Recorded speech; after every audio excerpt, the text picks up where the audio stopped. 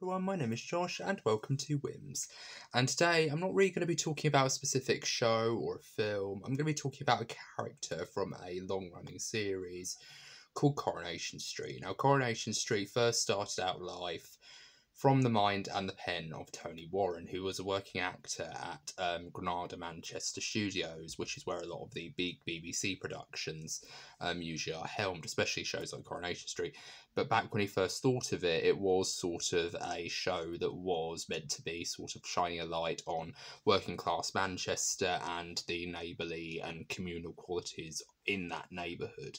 So he came up with the idea of Coronation Street, and the person who was pitching it to, a fellow actor friend, said, that sounds like the most dullest idea, the most boring idea for a show I've ever heard.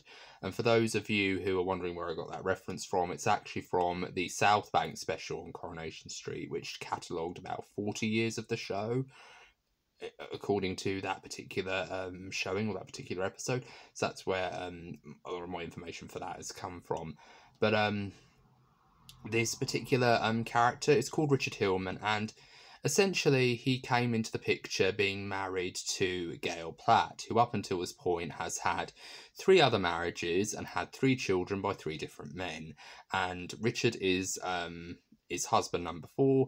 And when he comes into the picture, he seems like a genuinely nice guy. Like, everyone loves him. Whenever they meet him, they're always very charmed by him, and they're always saying things like, "Oh, that one's a keeper there, you know, Gail, you hold on to him, he's a good un," and things like that. And he really does, for the longest time, sound or really seem like a really interesting, very lovely guy. And he's played by Frank Capra, who is a fantastic actor, and he just absolutely knocks it out of the park playing Richard Hillman. And I actually rewatched the entirety of the storyline in preparation for this video. And I don't usually watch stuff with the intent of making a video on them, but usually more often than not, when I'm actually watching a show, I usually will say to myself, "Oh, I'll make a video of that one day." And I actually watched the 5-part saga, the 5-part, Richard Hillman saga by a YouTuber, I think, called Corey Stories. And they have uploaded an entire library of Coronation Street storylines from past to present. And this storyline took place in 2002. So I can remember exactly where I was in 2002. I was 8 years old, and I was going around on my hands and knees playing swords and sorcery, playing with my toy swords, and, just going around pretending I was a wizard, pretending I was Gandalf from Lord of the Rings, and going on these wonderful adventures, slaying orcs and Uruk-hai and things like that. So when I first encountered Richard Hillman, he was sort of my first great boogeyman in other media, effectively, because honestly, he is actually quite devious and quite, nasty. But what's very interesting, having rewatched it and having sort of had these memories come back to me, is that he is somewhat sympathetic as well. Like, I really do like the fact that Frank Capron really does play it with this sense of, it's almost like he's winking at the audience whenever he, looks off into the distance, because it's almost like he's he even said so in one interview once on the British version of the 100 Greatest Scary Moments, where he goes, it's almost like he's in cahoots with the audience, where he's like going, "I know that you know that I know that you've been doing this, that I've been doing this stuff, and I want you guys to like me." And I think that's something that really is quite good about his child, because he really is awful, but you are also very much on his side throughout most of it. Like, you can't stop him from doing any of this stuff, but it really is compelling the way he plays it, and it really is well done. And I really just think he's a fabulous actor, and I wish he got more recognition, because he is very good in that role, and I feel like he could have got more roles. I think he could have been a star. He could have been a Bond villain. Like, he could have had so many roles, but sadly, he never really reached the same heights as other actors did who've come from soaps, and I really do think it's sad.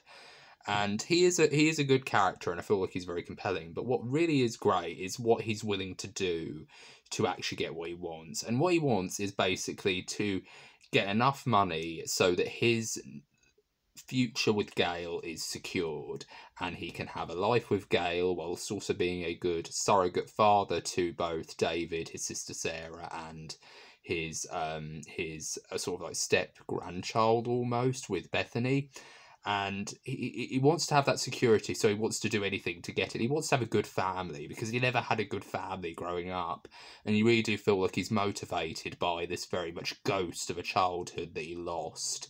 And it really is interesting. There's almost like a Peter Pan meets Norman Bates quality about him. Like he wants to hold on to that childhood that he never had. And I thought that was very interesting with the way Frank Capron performed it, was that you really didn't know quite where to place him, whether he was just pure evil or whether he just was doing this because he was just pushed.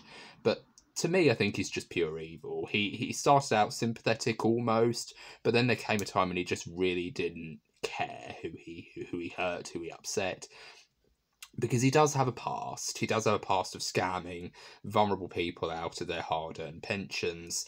And when he gets the opportunity to turn his life around, something comes up to, turn everything against him when he makes a deal with Dougie Douglas Ferguson, who's a contractor, a builder, and he wants to help him renovate this manor house that was left to him by an old widow, an old client. And you don't really quite know how he sort of procured this estate, this property, but he must have made it through some very illegal means or through some very sinister means, because that's obviously, with his past, he's obviously been targeting elderly women and scamming them out of their money, earning their trust, scamming them out of their money, and he's been doing that ever since. And when Dougie Douglas Ferguson offers to rebuild this property, he actually is just scamming him. He's renovating it, but then he's also breaking it down and not adding anything else to it.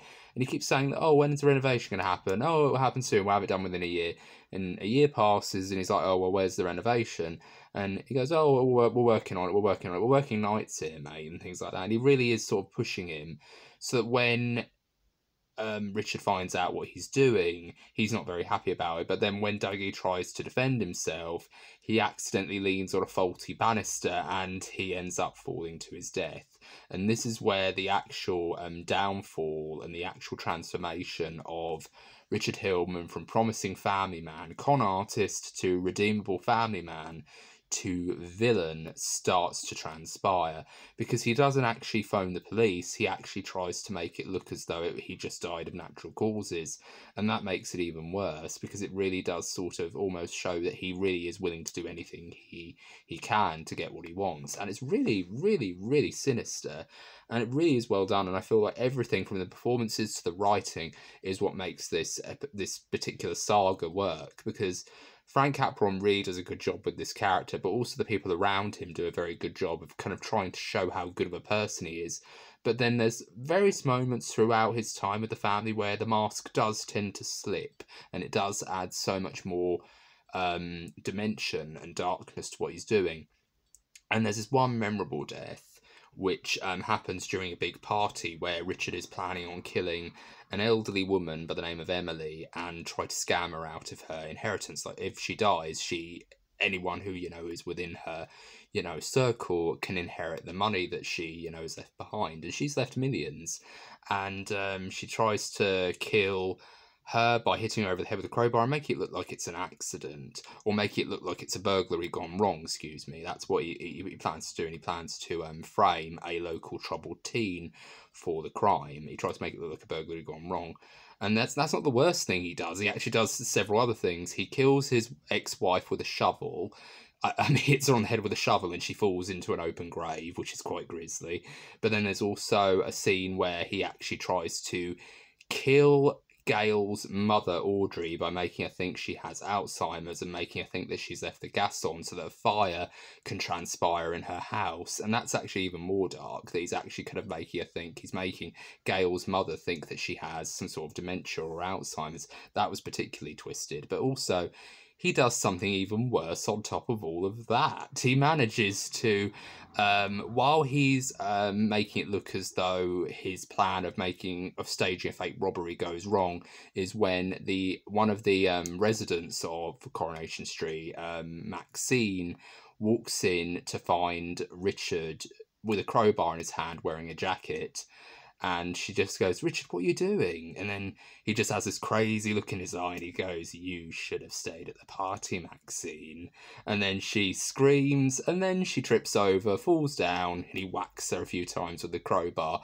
And it's so grisly. I remember that. And I remember thinking to myself, oh my God, that's really messed up.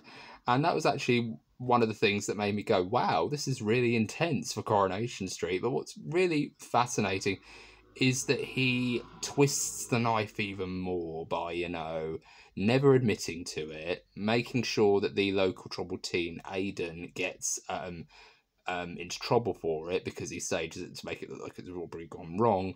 And it's really horrible. Like, he really does do a lot of horrible things. But on top of that, when it comes to Maxine's funeral, he gives the eulogy. And that's even more twisted. It's like something out of The Sopranos or Goodfellas. Like, you can imagine someone from the mob doing that. Like, oh yeah, this guy was a good dude. He was a fall guy and all the rest of it. Like, you can imagine him almost doing a Brooklyn accent with that scene. Like, it's a really twisted moment, but I think it's glorious. It's twisted, but it's glorious. And I just really think it's one of my favourite, very twisted storylines in Coronation Street. And it's probably one of the ones that I literally went back to when I was looking for something to watch. I found these 5-part videos on the entire storyline of Richard Hillman.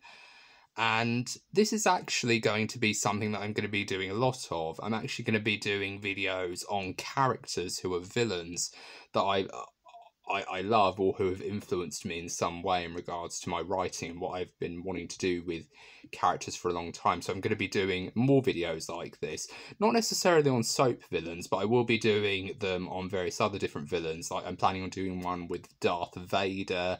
I'm planning on doing one. I've already done one on Vecna because I feel like Vecna is one of my favourite villains to come out recently of Stranger Things. But yeah, I've already done it.